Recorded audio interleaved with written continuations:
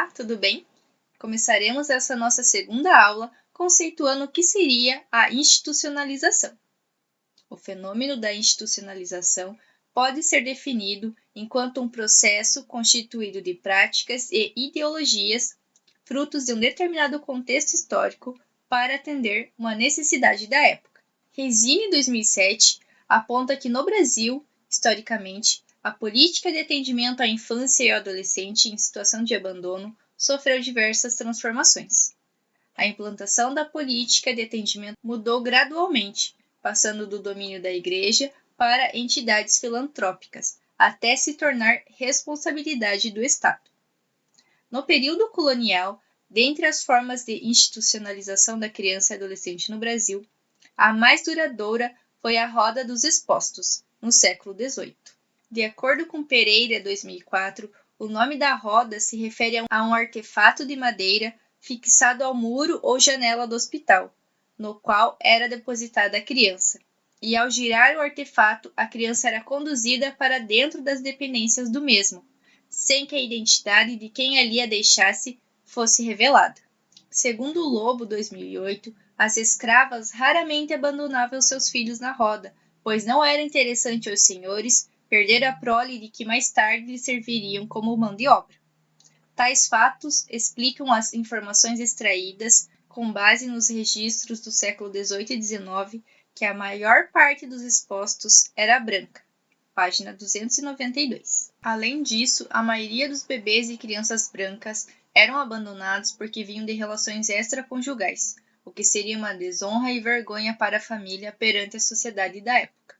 A roda evitou que centenas de crianças fossem abandonadas nas ruas, porém sua existência trazia consigo uma forma de incentivo ao abandono, devido à facilidade em deixar a criança para que fosse cuidada pela instituição.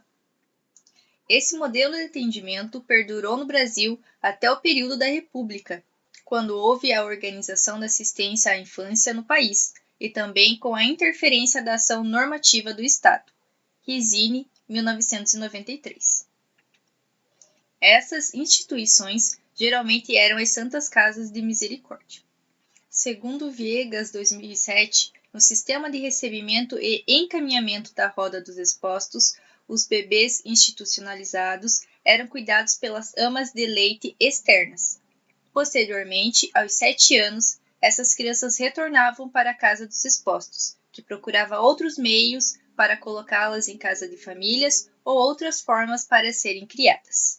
Devido a dificuldades financeiras, denúncias de abuso e alta taxa de mortalidade infantil, as casas começaram a ser controladas pelos governos. Dentre as mudanças instauradas, a primeira foi as exigências para com as amas de leite, que eram apontadas como as principais causadoras das mortes, fosse por falta de higiene e ou de conhecimento. E a segunda mudança foi referente ao anonimato das pessoas que deixavam as crianças na roda, que facilitava muito o abandono de filhos indesejados. Foi somente em 1950 que esse método foi totalmente extinto. Durante quase um século, essa era uma das poucas formas de assistência à criança abandonada no Brasil. Aos poucos, essas instituições passaram a se transformar em orfanatos, educandários ou colégios internos, conhecidas como espaços de abandono, funcionando como grandes instituições fechadas, isoladas da comunidade e atendendo muitas crianças ao mesmo tempo. Nelas, as crianças e adolescentes permaneciam até completar 18 anos, não existindo, portanto, trabalho para garantir a convivência familiar e comunitária. Com o início da República, as questões sobre assistência à infância no Brasil ganharam um novo olhar. Se a grande questão do Império Brasileiro repousou na ilustração do povo sob a perspectiva da formação da força do trabalho, da colonização do país e da contenção das massas desvalidas, no período republicano, a tônica centrou-se na identificação e no estudo das categorias necessitadas de proteção e reforma, visando ao melhor aparelhamento institucional capaz de salvar a infância brasileira no século XX. Resine, 2004, página 28.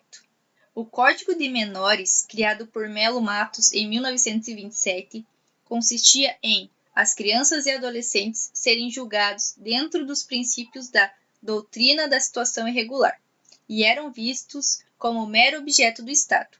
O Código de Menores funcionava como um instrumento de controle social e propunha a internação com o objetivo de corrigir comportamentos antissociais, proteger a sociedade do convívio com crianças e adolescentes pobres, isolando-os do convívio social com a finalidade de reeducá-los. Esse código existiu até meados da década de 80. Na década de 1930, durante o governo Vargas, muitas questões relacionadas à infância e à juventude foram levantadas como parte importante do projeto de reformulação do papel do Estado. Rizzini, em 1995, enfatiza que a pobreza generalizada da população levou ao reconhecimento da infância como um problema social no discurso e no direito. O Ano Internacional da Criança, designado pela Organização das Nações Unidas em 1979, teve o objetivo de chamar a atenção para questões que afetam as crianças do mundo todo. Este tema ganhou destaque na passagem da sociedade brasileira e foi amplamente pesquisado. A Constituição Federal de 1988 já introduzia alterações nos direitos das crianças e adolescentes.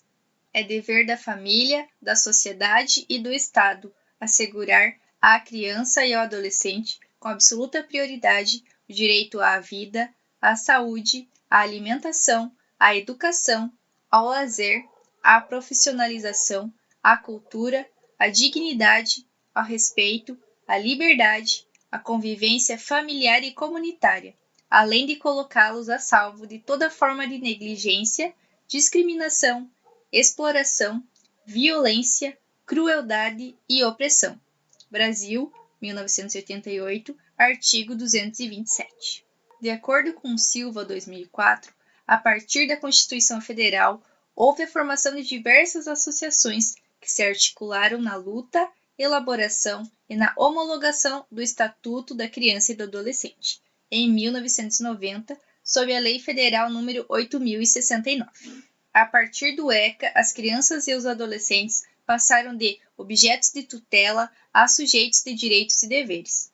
O mérito do ECA foi o de criar um sistema de justiça para a infância e a juventude, tendo como suporte a absoluta prioridade das ações, mediante a criação dos conselhos municipal e tutelar, das curadorias da infância e da juventude, da redefinição da atuação dos juízes de direito, juízes da infância e da juventude, cabendo ao Conselho Municipal definir as políticas de atendimento e ao Conselho Tutelar a sua execução. Silva, 2004, também fala que, entre os direitos previstos pelo ECA, destaca-se o direito à convivência familiar e comunitária, que prevê o fim da institucionalização arbitrária de crianças e adolescentes, como era praticada em tempos anteriores. O Estatuto da Criança e do Adolescente instituiu novas ideias sobre a infância e adolescência, compreendendo que crianças e adolescentes devem ter o direito de conviver e serem protegidos em suas famílias de origem, independentemente da situação financeira destas, pois a pobreza não pode acarretar perda ou suspensão do poder familiar. Pereira, 2004, enfatiza que, no entanto, nem sempre a família tem sido o espaço ideal para a convivência ou mesmo a sobrevivência das crianças e adolescentes. Algumas famílias não podem ou não querem cuidar de seus filhos, o que resulta em institucionalização. A família, porém, é por função um lugar de amparo, como um porto, onde se sonha, volta de vez em quando para uma breve escala, e não como um cárcere no qual se pensa apenas com o desejo ou evasão. Infelizmente, o refúgio algumas vezes se desagrega, e é então que compreendemos melhor a sua necessidade. Quando um lar se desconjunta, a própria personalidade da criança corre o risco de desconjuntar-se ao mesmo tempo. André Berg, 1968, página 33 e 34. Ainda que o programa de abrigo esteja previsto no ECA como uma medida provisória e transitória, a permanência breve ou continuada no abrigo está inteiramente relacionada à história singular de cada criança e adolescente. Segundo Rizzini, 2007, a promoção de ações efetivas de inserção social se constitui em um objetivo permanente, para que o abrigo seja realmente uma medida protetiva de caráter excepcional e transitório. Atualmente, quando a criança ou adolescente é acolhido em abrigo, deve continuar participando de atividades escolares, de lazer, culturais e esportivas. Sempre que possível, ocorre a reaproximação do acolhido com a sua família de origem, a família extensa, entre outros, promovendo assim um fortalecimento do vínculo entre criança ou adolescente e comunidade. Nas diretrizes do ECA, a ideia de medidas de proteção, objetivando a centralidade nas crianças e jovens, faz com que sejam sujeitos de direito, diferente do tempo das casas dos expostos. As medidas devem ser realizadas no intuito de manter o convívio com a família e a comunidade, a fim de garantir que o afastamento do menor do contexto familiar seja uma medida excepcional, aplicada apenas nas situações de risco grave à sua integridade física ou psíquica. Quando a retirada da criança ou adolescente for representar o seu melhor interesse e o menor prejuízo ao seu processo de desenvolvimento, todos os empenhos devem ser tomados para garantir que o acolhimento se dê no menor tempo possível, inclusive garantindo o seu retorno à família de origem ou, excepcionalmente, para uma família substituta.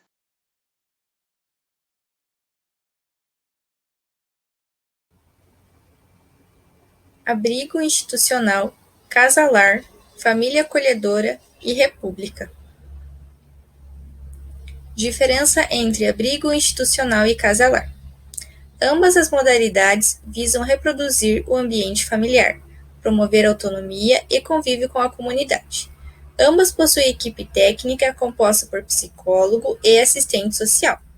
Enquanto as casas-lares comportam no máximo 10 crianças e adolescentes, os abrigos chegam a comportar 20. A equipe de um abrigo possui em torno de 8 ou 10 educadores, que se revezam em turnos. Já a equipe da casa-lar é composta por educador residente, que permanece dia e noite com as crianças e adolescentes.